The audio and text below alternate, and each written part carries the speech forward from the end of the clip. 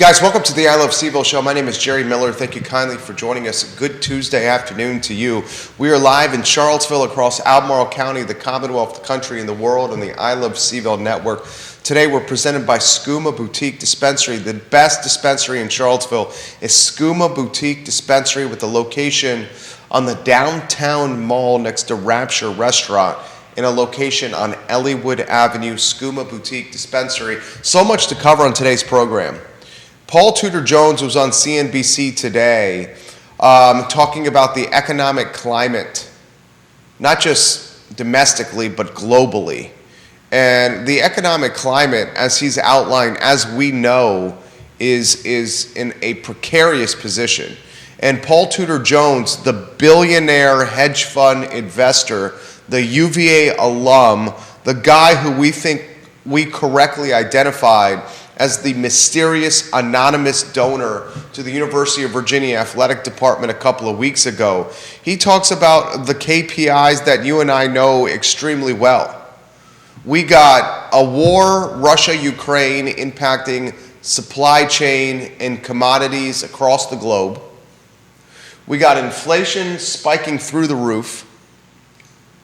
We got labor shortages that are incredibly concerning. We got Jay Powell and the Federal Reserve raising rates. The increase in rates is pinching everyone from Fortune 50, Fortune 100 businesses, all the way down to the mom and pop businesses, all the way down to people looking to buy cribs and houses. So there's a lot of colliding KPIs happening at once. More data released, macro data today, that I think is very relevant to Charlottesville. The job openings and the level of people quitting their work reached record highs in March. Job openings hit a record high of 11,550,000 in March, according to the Labor Department's JOLTS report. Quitting of jobs totaled 4,540,000, also a record and indicative that the labor market remains historically tight. The gap between open jobs and available workers hit 5.6 million, another new high. So you got a lot of records associated with job openings, people quitting their jobs, and businesses at a loss for where they're going to find employees.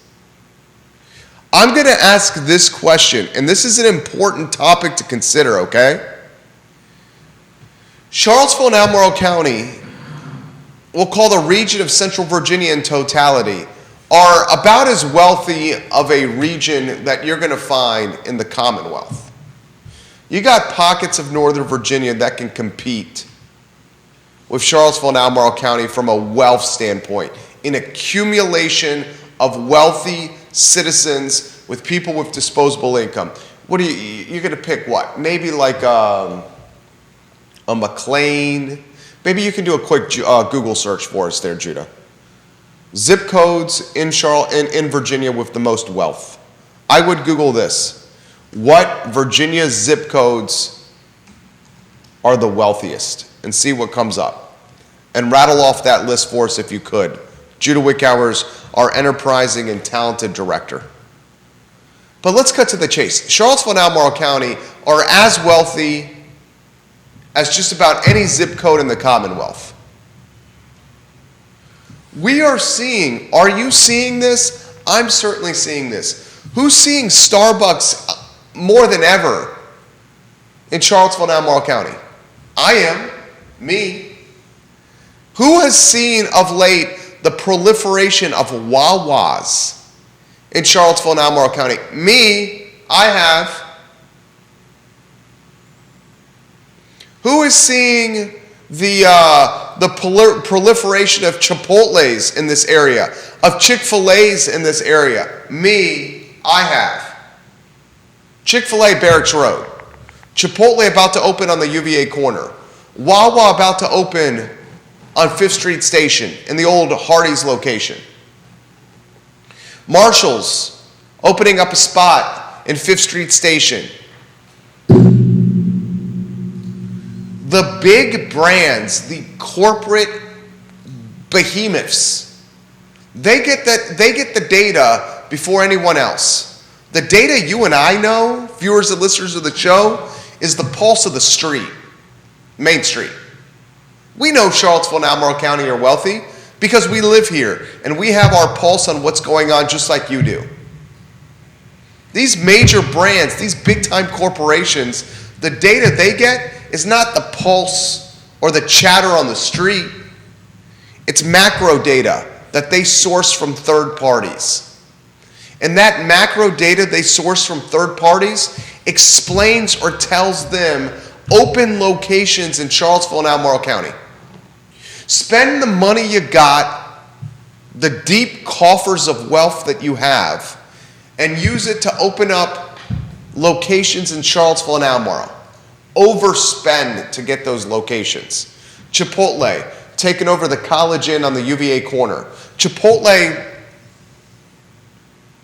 they took an institution, the College Inn. They considered the lease that the College Inn had. They did a deal with the landlord and said, we're going to pay more per rent than the College Inn paid price per square foot. We're going to give you a better lease, and we're going to spend hundreds of thousands of dollars, if not $1 million, and completely revitalize the space and build it out completely and make it look new. So here you are. You're a landlord on the UVA corner. And as a landlord on the UVA corner, you hear that a major brand, an out-of-market brand, is going to give you a long-term lease. And that long-term lease is going to have a price per square foot that's way higher than the previous tenant that was there for generations. Not only is it going to be a long-term guaranteed lease, a lease backed by a brand like Chipotle, where you know they're likely not going to default on the lease. Not only is it going to be a long-term lease by a quality tenant, but it's going to be a price per square foot that is substantially more than the previous tenant. And it's going to include a tenant that has such deep pockets, they're going to spend hundreds of thousands of dollars building out the space. If you're the landlord of the space on the UVA corner, obviously you're going to rent to Chipotle.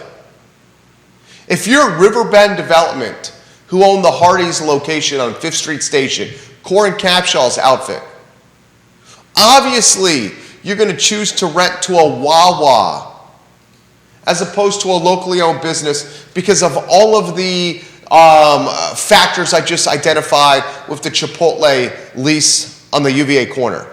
Long-term tenant, deep pockets, freaking going to contribute to the structure, the build-out. So here's the thesis of my argument. You got those wealthy zip codes, J-Dubs? Yeah, I've got the top 5. All right, we'll go to you in a matter of moments. I would imagine the top 5 is all Nova.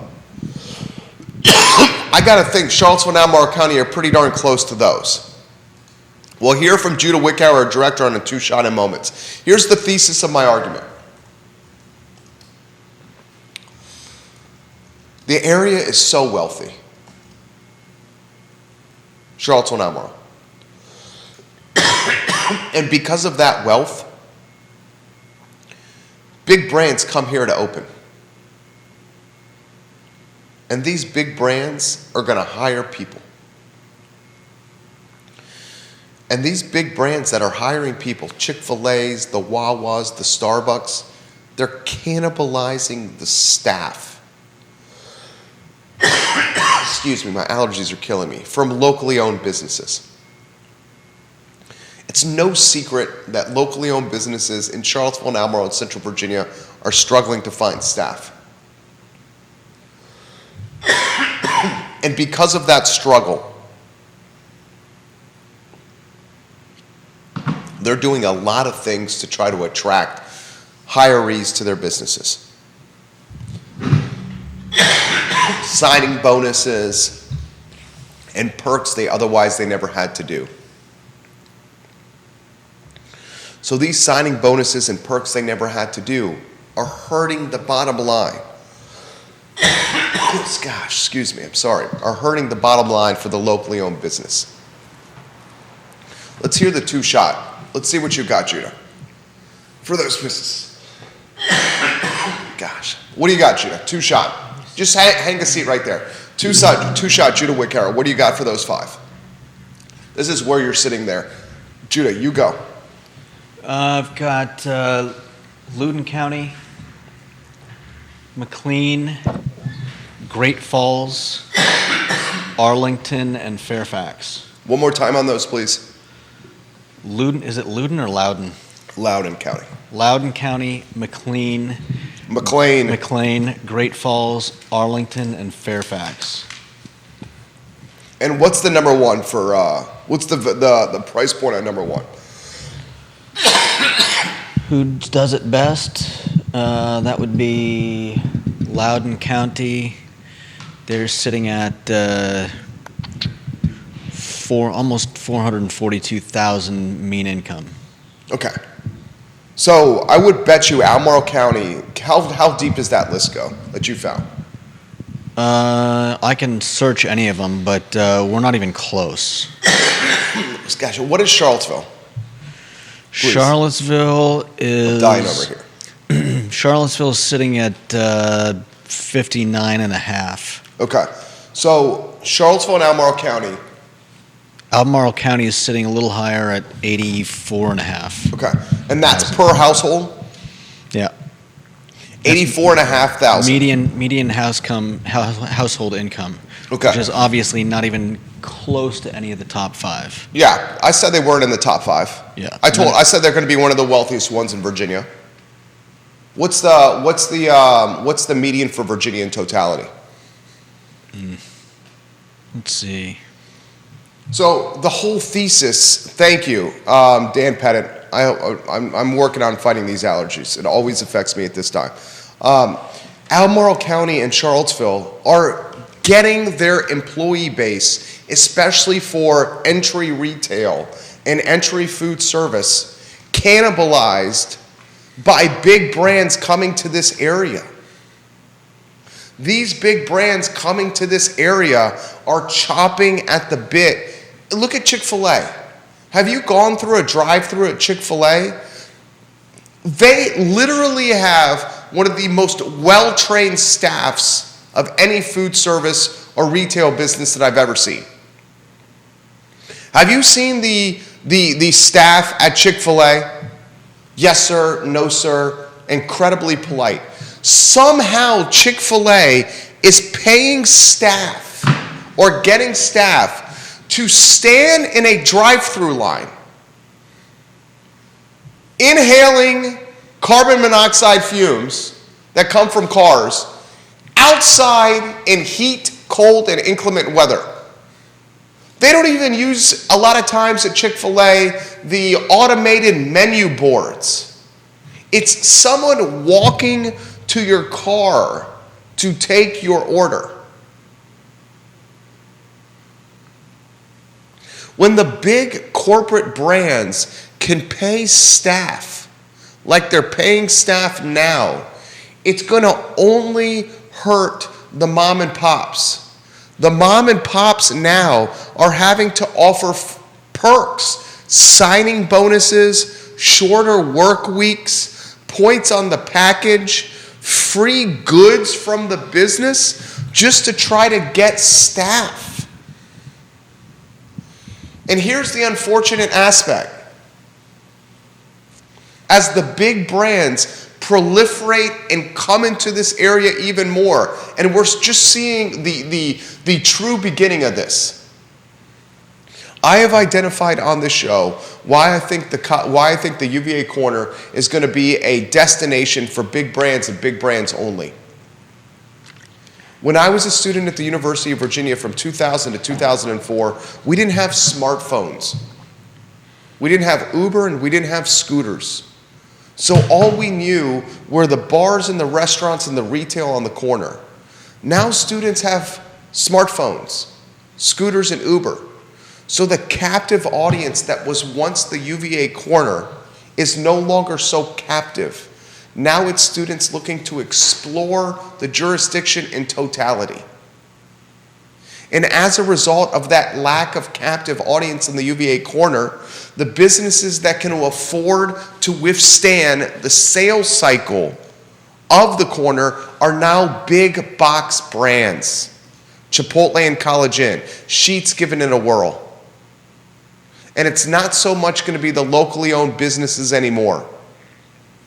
As we get more big box brands hitting this area and cannibalizing the talent that's out there, that talent is going to migrate from locally owned to big box, unfortunately. And the locally owned are going to have to think outside the box to attract that talent to them. And the unfortunate aspect is it's going to have to come from financial incentives. And those financial incentives are going to shrink the margin of the locally owned even more. It's a terrible, terrible cycle. I'm seeing it firsthand. Our advertising agency, V&V Brands, we have one thing in common with all our clients. All our clients, A, are very profitable. We hope it's part of it working with us raising awareness for them. But B, they're all looking to hire somebody. Take Patty Zeller. Patty, if you're watching the program, let us know. She is the owner of Animal Connection.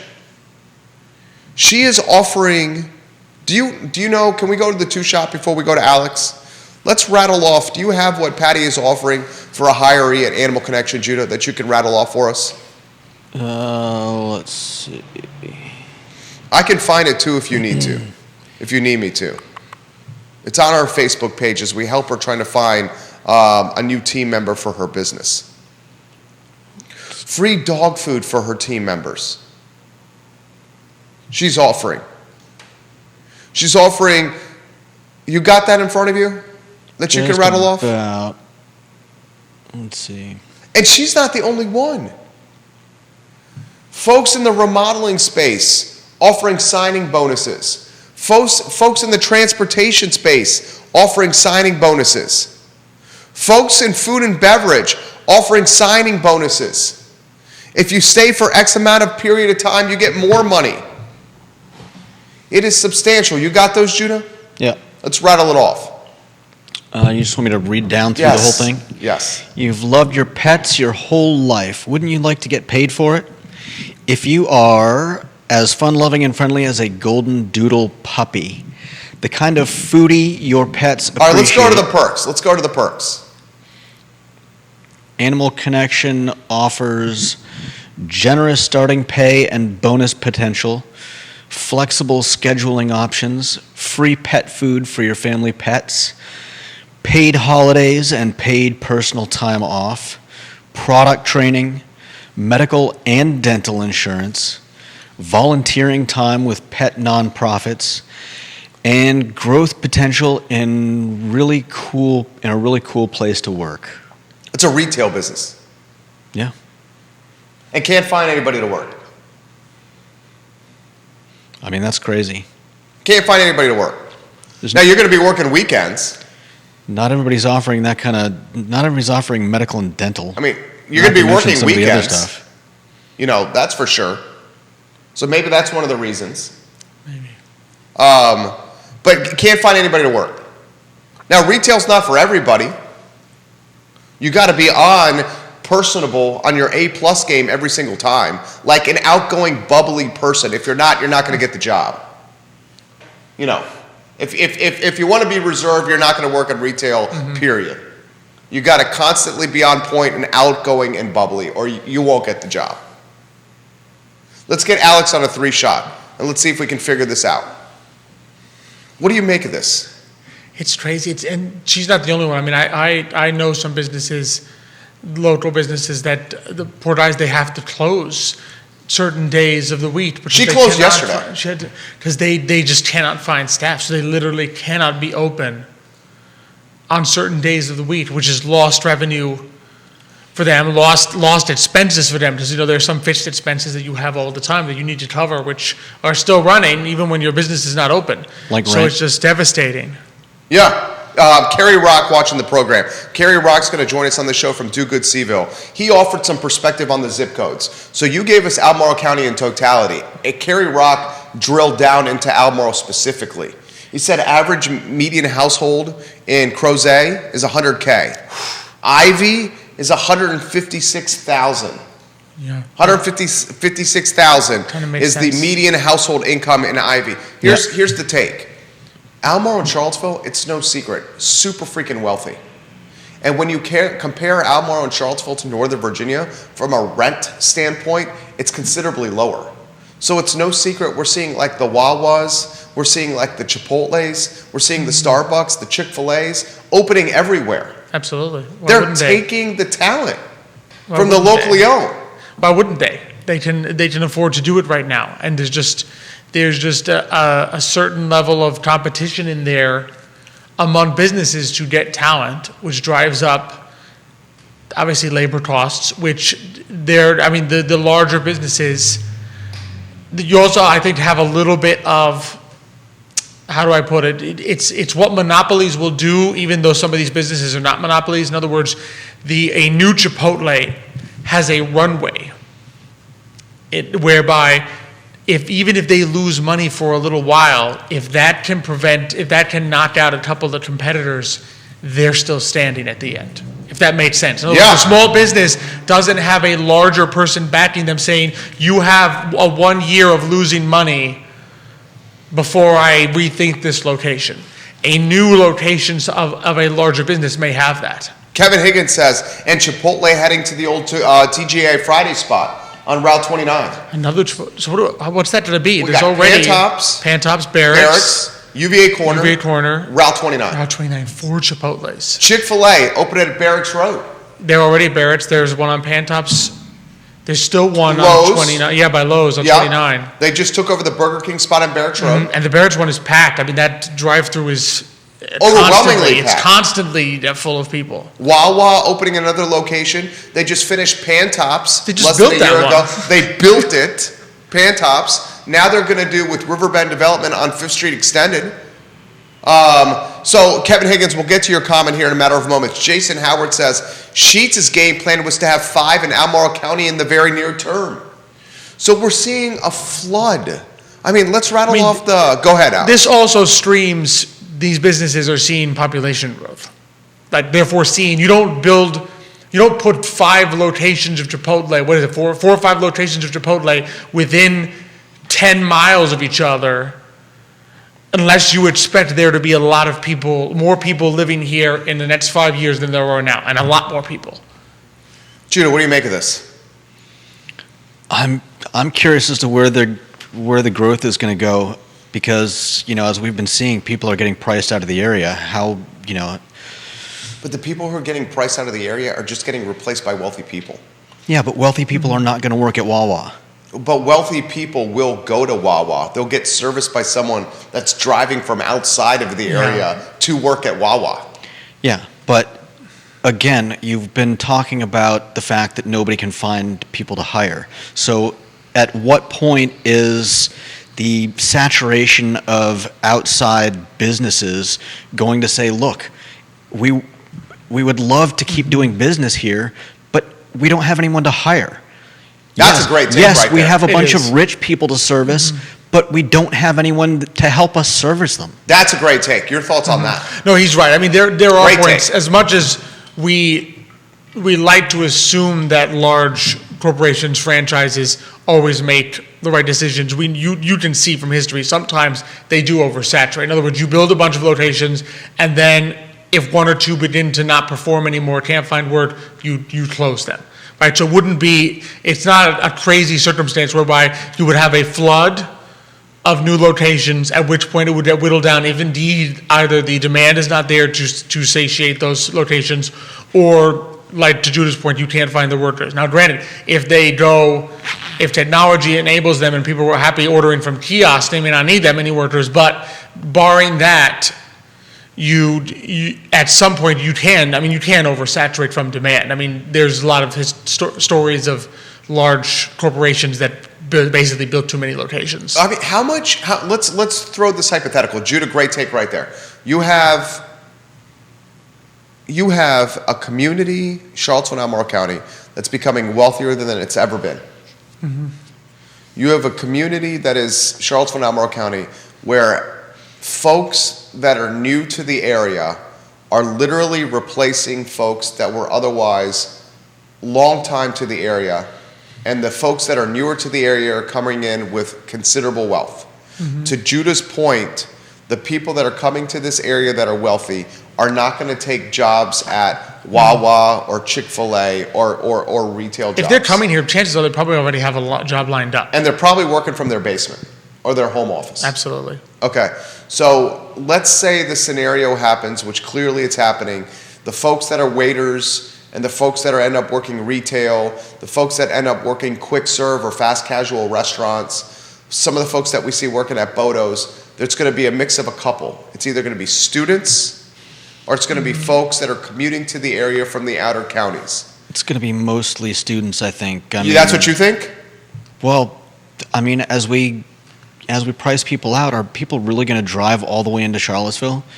I think people aren't just going to move out of the immediate area. They're going to look for lower places where it's cheaper to live altogether and not have to drive 50 miles to get it to work a Wawa job. But look, if someone's driving 50 miles, let's say the person's living at Buckingham County, right? Buckingham County may be the last on this side of the mountain area of housing affordability. From Buckingham County, you can find an entry-level home at Buckingham in the twos. High twos, okay? Very few counties are going to offer that. So if someone's driving from Buckingham and they want to take Patty Zeller's a phenomenal boss at Animal Connection, right? We've worked with her for 6 years. Yeah. Okay? I've never had her as a boss, though. She's, okay, well, She's is a good phenomenal. woman. Yeah. We love her. So, Judah.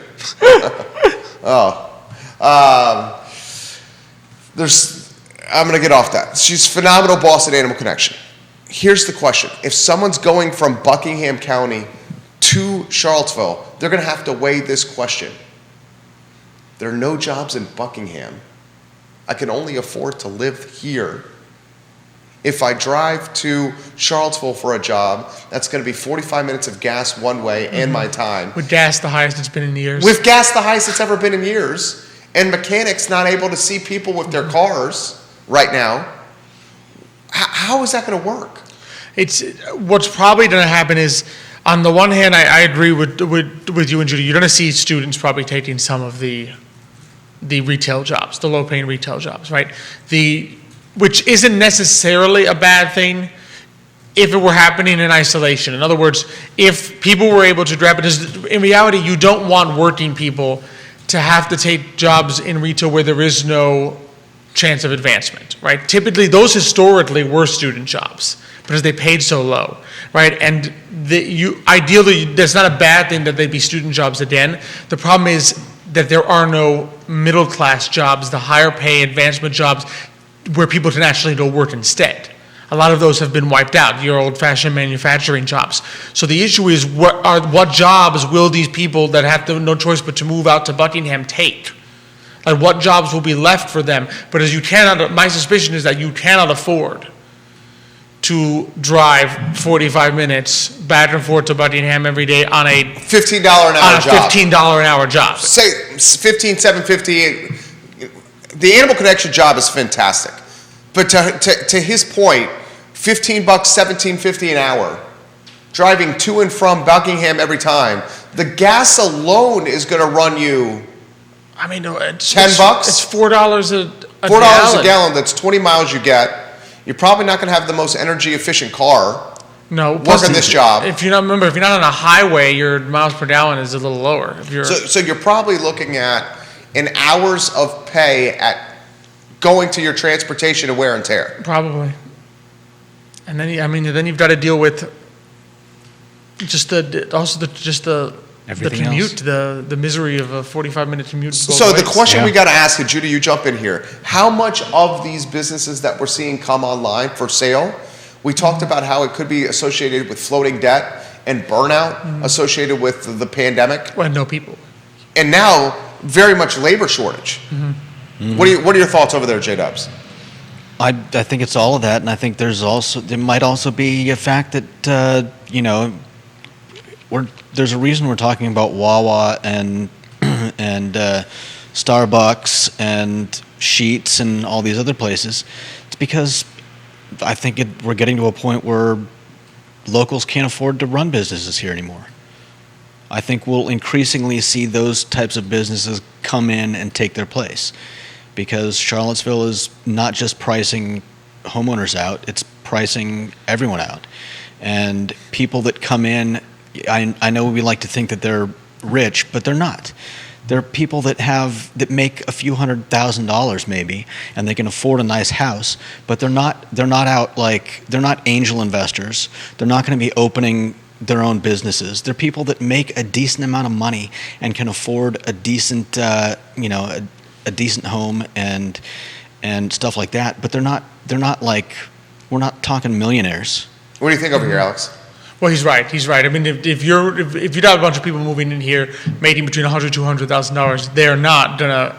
It's not as though they have millions to shell out and start creating new businesses or buy businesses, and they may not have no interest in doing that. I mean, if you're moving here from Northern Virginia to continue a Northern Virginia job, you're not going to go and say, I'm going to quit that job and now buy a business in Charlottesville with what? Yeah. To begin with. So what's that turn this into?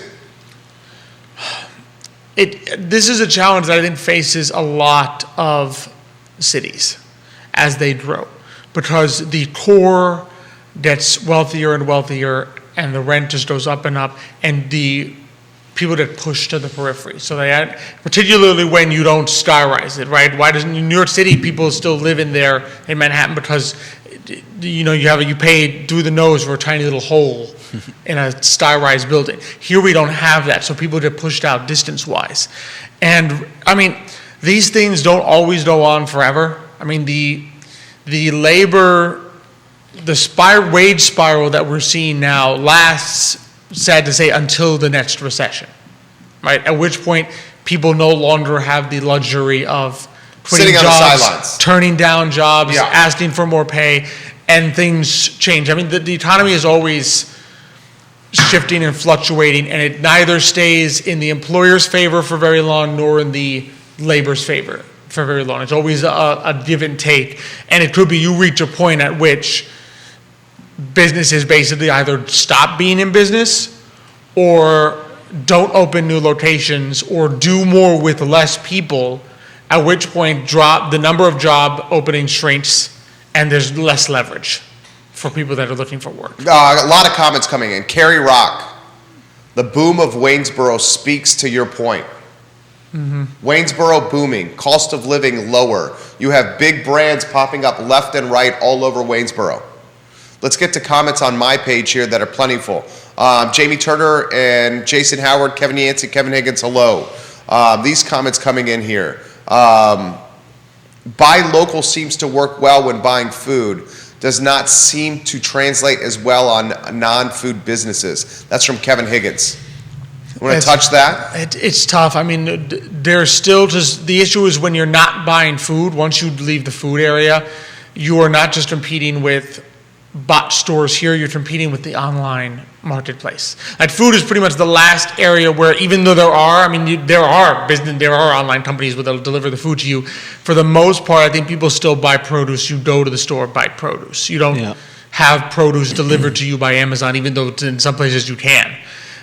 The issue is once you go to consumer goods, your competition as the small business is local small business, local big chain box stores, and on the entire online world that can deliver to you in 1 or 2 days, and you don't even have to leave your house. Good take from Urpí right there, CEO of Emergent Financial Services. Here's from Kevin. Just wait till Wawa hits Crozet off the interstate.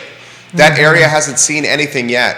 Yancey Lumber is the next business park in Crozet. Just watch.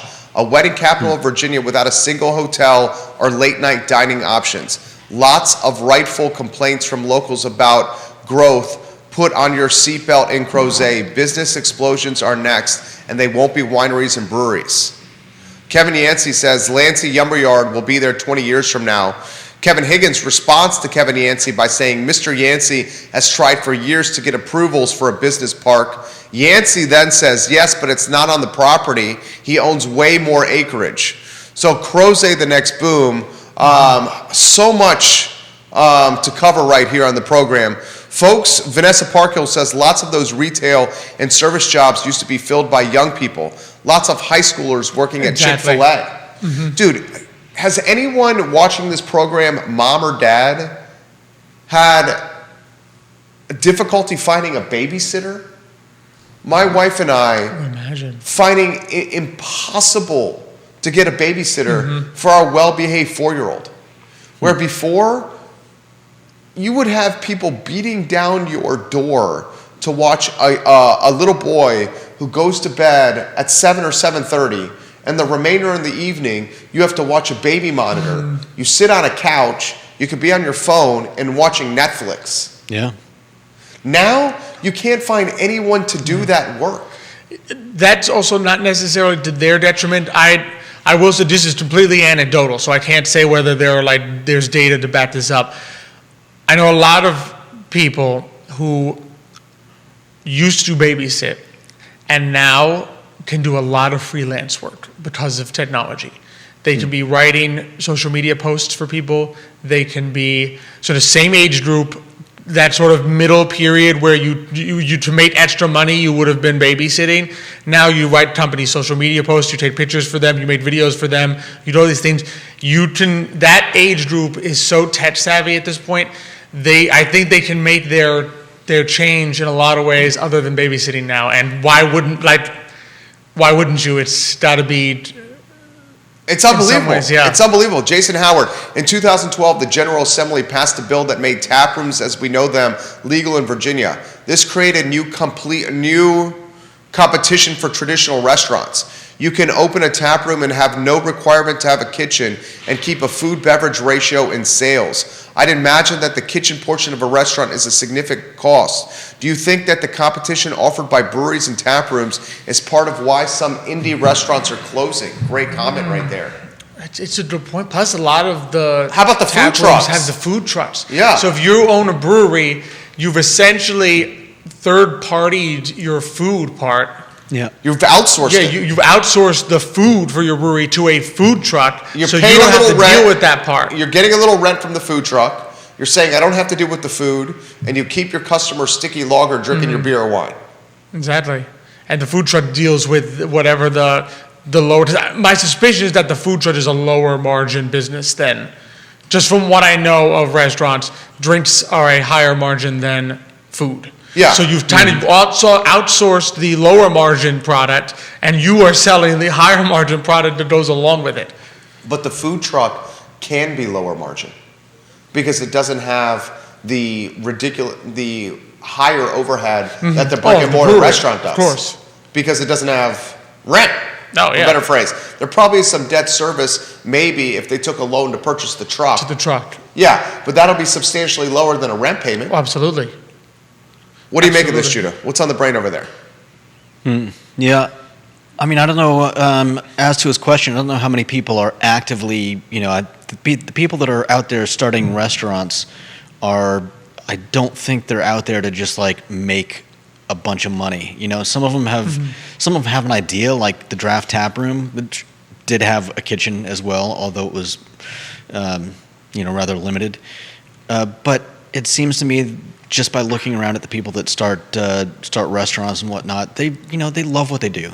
It's not about the money. I'm sure a lot of them would love to save some by cutting back on the kitchen that they need, but I just can't see a bunch of tap rooms opening up around Charlottesville. MJ Arquette watching the program, Castle Hill's finest. Yep, We are MJ. lucky to have friends with teens who are now old enough to babysit. However, we used to subscribe to a babysitting website and through it hired several lovely UVA grad students as sitters over the years. Not sure if that's still a thing, and I cannot for the life of me remember the site. We paid a monthly fee to be on it though. We use MJ some of the websites as well to find babysitters and still are struggling to find sitters. And the extent of the sitting experience, and our peers and our friends are having a similar plight or difficulty. Literally the extent of what it is come to our house.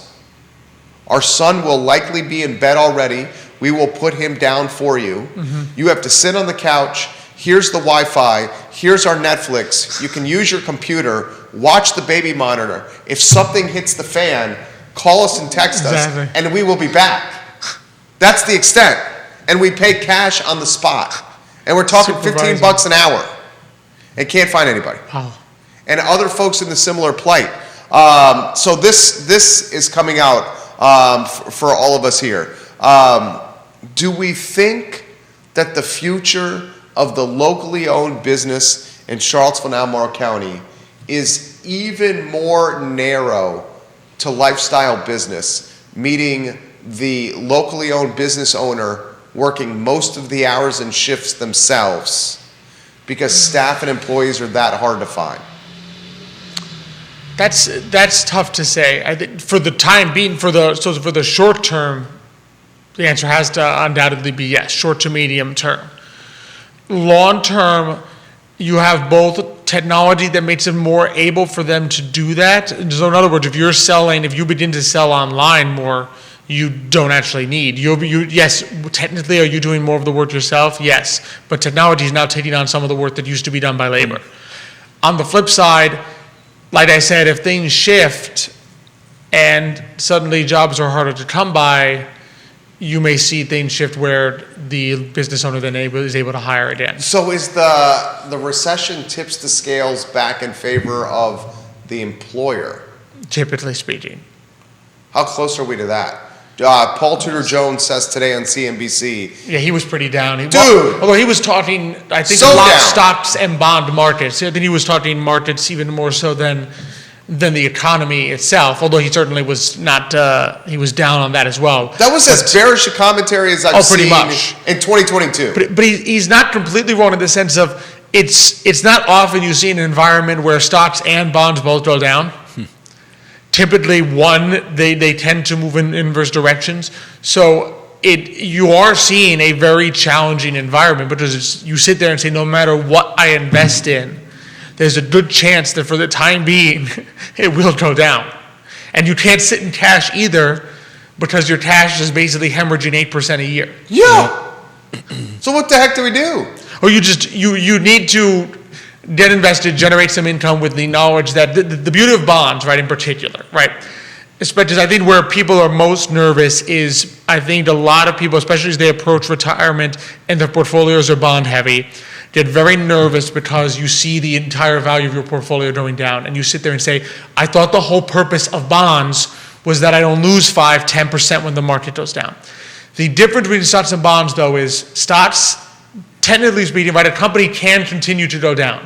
There is no mathematical, magical floor that prevents a Russell 2000 company, a small cap company, from going all the way to zero, right? A bond, mathematically, particularly if it's an investment grade corporate bond, so you think your Apple, Microsoft bond, or the U.S. bond, Treasury bonds, which have also gone down in price, right? There's a mathematical fact that at some point they have to come back. Because if it's an actual physical bond, if you hold it to maturity, you get your money back. So at some point, the price has to come back. In other words, if I lend you I'll give you a bond for $100, right? You purchase this bond. Even if the price of the bond goes down to 90, if you just hold on to the bond, at some point you get your 100 back. So so the price has to come back to 100. That's a mathematical certainty for government bonds, and it's very close. In other words, you don't expect Apple to go bankrupt, so there's no chance Apple bonds come back. When you have a bond fund, which is what most people invest in, as those bonds flip, you get higher income because the new bonds that go into the fund are going to have higher interest rates, and B, at some point the price has to come back. So you need to be willing to go in there and say, yes, I am going to take short-term pain, but when all this is over, I'm going to be happier that I had some combination of stocks and bonds that went back to even and up, and I got some cash in the form of dividends and interest in the meantime. I'm going to be happier with that than if I sat there in cash, and now my cash is worth 8% less than it was when I started. But as that doesn't go back, right? Inflation doesn't go backwards. Even if you did a recession, you might have a little bit of deflation, but inflation, for the most part, does not go backwards. So if your cash loses 8% of its value in the last year, chances are it's not getting back 8% of its value. So you got to take the pain and say, yes, I may lose some in the short term with stocks, I may lose some in the short term with bonds, but if I hold on, I will gain interest in dividends in the meantime, which helps to soften the blow, and eventually these things will come back because these companies will not go down forever, and bonds mathematically, particularly government bonds, considering the U.S. is not going bankrupt anytime soon, my feeling is I don't think it's defaulting on its debt. The U.S. government bonds mathematically have to come back. Alex Urpí, dropping knowledge, CEO of Emergent Financial Services. 2 topics viewers and listeners want us to hit again. This one's coming from Jennifer, who's watching the program. Jerry, you talk about lifestyle businesses earlier in the show. Please offer more insight into what a lifestyle business is. So I characterize a lifestyle business, and I'm curious of y'all's take on this here, as a business where the founder is incredibly actively engaged into the company, working almost all the shifts, a business that can support the founder, maybe an additional employee or team member, but the founder is very actively involved in it. Is that how you would characterize a lifestyle business? Same here. That makes sense. And one of the reasons I identified the lifestyle business is maybe that's where we're heading in this market where labor is so tight, is because you can keep overhead down. You don't have to run the business associated with people that you can't find or hire. And as a lifestyle business, you could potentially charge increased hourly rates, or the lifestyle business would work much better in a service capacity in a market like this. Service rather that's than selling goods, which is unfortunate. Because when you're selling a service, you can charge an hourly rate that can climb with wealth coming to this area. But eventually, when you're selling a good, that good is going to be capped or maxed in what you can charge, because it could be purchased on platforms like Amazon and later delivered that day or the next day, which is freaking unfortunate for the locally owned business. Yeah, is that how you see it? It has to be a good, if it's a good, it has to be good that you are heavily involved in creating or transforming in such a way that there's no substitute good. It's unique. It's got to be unique. In other words, if you're in pure retail, in other words, I have cost of goods sold, I buy a bunch of things and then I resell them, book shop as an example, you don't have a hard time competing, because at some point your prices are just going to be so much higher than Amazon that people may swap. If you're making, just as an example, if you're making candles that only you make, right, that have particular design, a particular appeal, and you can cultivate your own following, then maybe, because there's no immediate, yes, there are substitute goods, but they're not obvious substitutes. If you really are devoted to a local business and their particular candles, or let's say you love Vitae Spirits, right? Are there substitutes for Vitae Spirits Modern Gin? Yes, but none of them are the same thing. They're slightly different. So if you cultivate a following, you can get people to keep coming back, even if you raise your prices. The plain old retail, I buy goods, the same things you would find in a box store, and I resell them, where my curation of goods is the selling point, it's going to be a harder time. Service is going to have the most advantage there, because I talk about this sometimes when I give little startup classes that I talk to people. Service is harder to price initially, but you don't have the issue of the cost of goods sold. You don't have a floor that you have to deal with. Judy, you want to add to this? Yeah, from what I'm seeing, it looks like lifestyle businesses are largely just a way of keeping up with a certain quality of life. Like, say you need a set amount of money per month to get by, you create a business where you make that much money, and so it's less about trying to bring on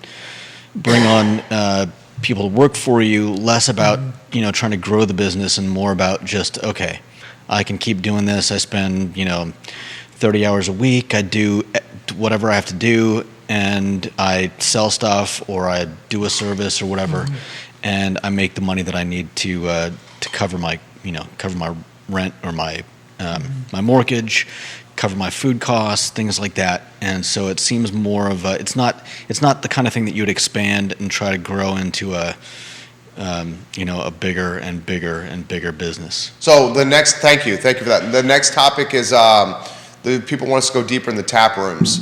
So the tap room is very unique in that people can go to a tap room, drink beer, wine, or cider, spirits, and then have food provided by a food truck. Is that impacting the labor market? That's difficult to say. Granted, I mean, the breweries obviously provide a good number of jobs. That's a strong local business area. The food truck, strangely enough, tends to, even though I wouldn't describe it as a lifestyle business, it tends to resemble it in the sense of most food trucks is the owner and one or two employees. If the employees are not family members, I know the feeling. On the allergies, it's a rough season. Sorry. So the combination food truck brewery, I'm not sure is that different from, in terms of its effect on the labor market, than a restaurant. So it has its own challenges there in terms of the competition between the two of them, but I'm not sure that the net effect on the labor market is that different. Now, long term, the net effect to what Judah was saying, the net effect of a lot less small businesses that are actually large enough to employ people is less competition in the labor market from the employer side. So in other words, the short-term gains, ironically enough, the short-term gains for labor, if that drives small businesses out of the market and you were only left with large ones, can be long-term detrimental to labor, because when you have a few large employers, they have much more leverage than 1,000 small ones. Mm-hmm. And so they can then, that's a great take. You'll see this with monopsony. Monopsony is the opposite of monopoly. So if you think about a monopoly, right, at the very beginning their prices are low, they drive everyone else out of business. Then they raise their prices and you can't do anything about it because they're the only person left. So if you think about the labor market, large companies come in, they can pay higher than everyone else. The small businesses drop out. Then what do the large companies do? Then they drop their wages. And now you have no one else to go to, because the only people left are the large companies. So long term, it's not, while it may be short-term benefit for labor, having several large companies as opposed to numerous small businesses is long-term detrimental for labor.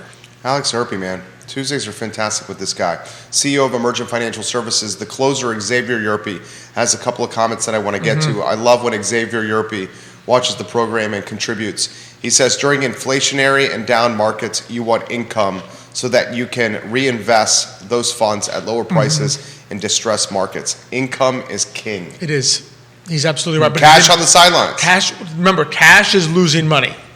Income is at least generating cash to offset the decline in the value of cash. So think about it. If inflation's 8%, my cash is worth 8% less, but I generated 5% in income, I really only lost 3%. In other words, the income, the fact that I have more cash compensated for the decline in the value of cash. So income becomes even more important. Furthermore, to his point, compounded with the stock market declining, you always hear people say buy low. Well, if you haven't been generating cash and you were fully invested in stocks, what do you buy low with? Yeah. You were already in the stock market. If you were in the market and your investments in the market were generating cash flow in the form of interest or dividends, you now have cash that you can reinvest when the market goes down. So you can do that buy low. But you need to have cash to be able to do that, because if you put your money 100% in stocks and those stocks didn't pay you any dividends and they went down in value, you have nothing to buy more stocks with. If you've generated at least some kind of cash flow, you now have additional funds that you can use to buy low. So that's Xavier's point there, and it's an excellent one. Judah, I see the brain turning over there. You agreed with Alex's take right there. Yeah, I'm just, you're talking about if you're making 5% and it's 8%, you're at least making some of that. But is that based on is that based on like making 5% more than you were making last year?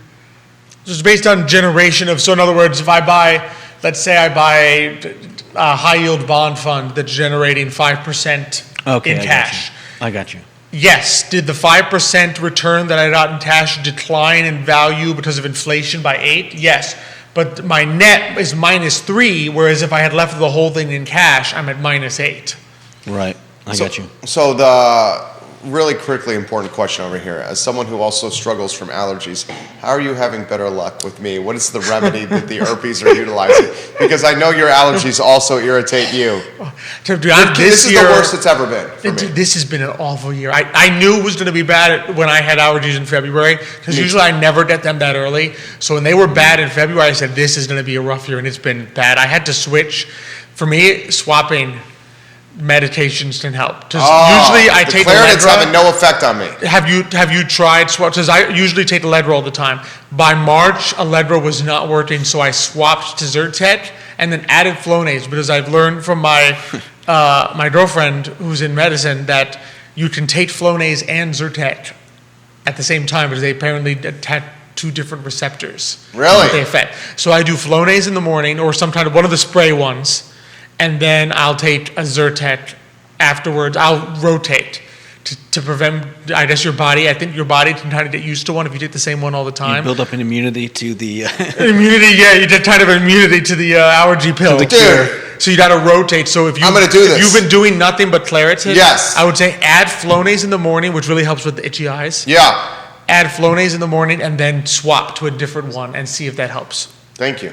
I will try this tomorrow. That's all I can recommend. I And might also try this today. Rinse it out with like a in the morning, especially with one of those saline solutions. Rinse that thing out, because the pollen that gets in there, you gotta get it out of there. Alex Urpí dropping financial advice and allergy advice. I've been a long time. So I lived in Love this man. California, where there was allergies were there 24/7.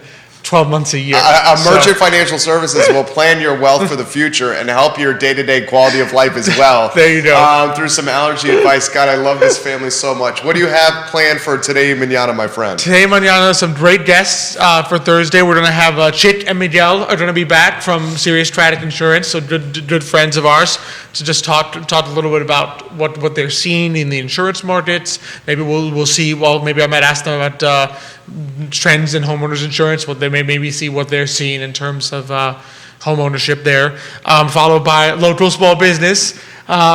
Karen Waters, she's from Hedge Fine Blooms here in Charlottesville. Very nice. So floral arrangements, the kind, fortunately, that hopefully for me don't have much pollen, because they've already been arranged. They're not alive anymore, technically speaking. So we will have her on to talk about her local business, a lot of wedding arrangements, beautiful floral bouquets. So combination of some local small business owners there in two different fields, financial services and then local retail. Today, Manana, Thursdays at 10:15 a.m. on the I Love CVille Network. Alex Urpí is the CEO of Emergent Financial Services. Find them online, emergentfinancialservices.com. I appreciate you guys joining us and bearing with me through allergy season, guys. Thank you for your patience. I hope I'm pulling through. I will utilize his remedies that he just suggested, I promise, today. Judah Wickhauer's contributions are valued and appreciated on this program. Director and just a now turning into a broadcaster, Judah. I think it fits with that moniker, Jack of all trades over there. And he's having a fantastic hair day as well. I'm always jealous of the volume. He always looks good. He's always got a jealous good of the look. volume. He does always look good. my hair is growing into its own. I like it. It looks good. It's very hipster. I think it looks very good.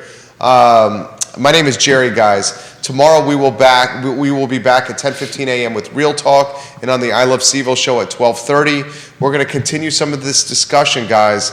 It is a common denominator.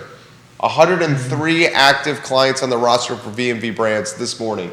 A common denominator with just about every single one was, what do we do about finding team members for our companies?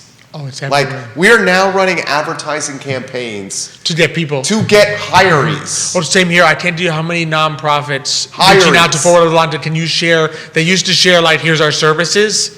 Now it's sharing, here's our, like, job applications. Would you mind sharing these? Something has got to be happening here. Like, we will try to get to the bottom of this. For Judah and Alex, I'm Jerry, and this is the I Love CVille Show. So long, everybody.